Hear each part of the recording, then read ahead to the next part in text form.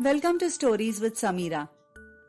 Friends, today is the Ashtami or 8th day of Krishna Paksha of Shravan month, and today we celebrate the birthday of one of the greatest saints of Maharashtra, Sant Jnaneshwar Maharaj, also lovingly known as Mauli or Mother. In his short lifespan of 21 years, he authored the oldest surviving literature in Marathi, the Jnaneshwari. It is a commentary on Bhagavad Gita and is originally known as Bhavarta Deepika, roughly translated as the light showing internal meaning of Bhagavad Gita. Jnaneshwari, as it is popularly known after its creator, made the Bhagavad Gita accessible to the common man. It is more than just a translation of Gita in Marathi.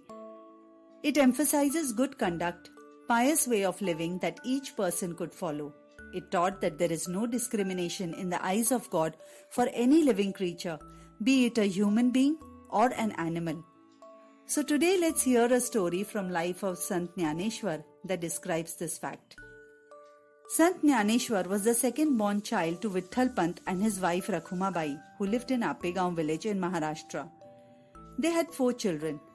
Nivrutti Nath, the eldest, followed by Sant Jnaneshwar, then Sopan Dev and Muktabai.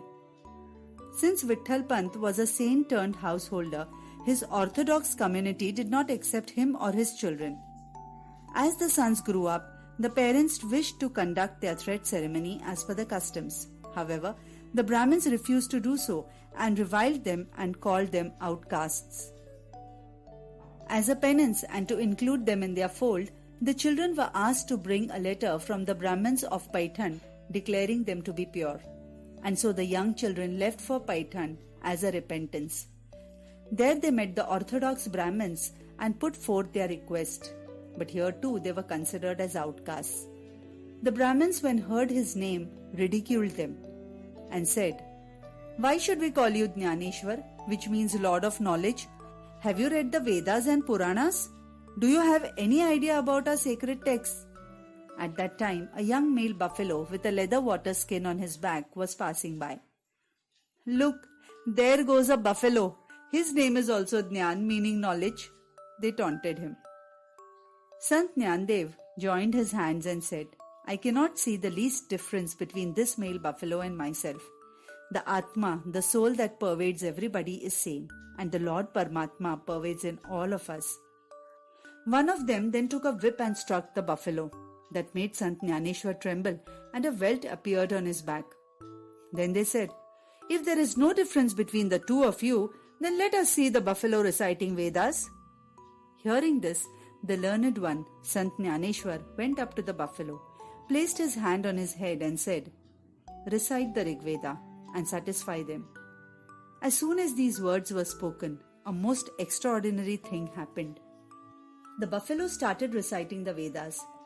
The orthodox Brahmins were astonished. They repented and said, "We consider ourselves learned, but we have never been blessed with such power. You children are evidently the avatars of gods."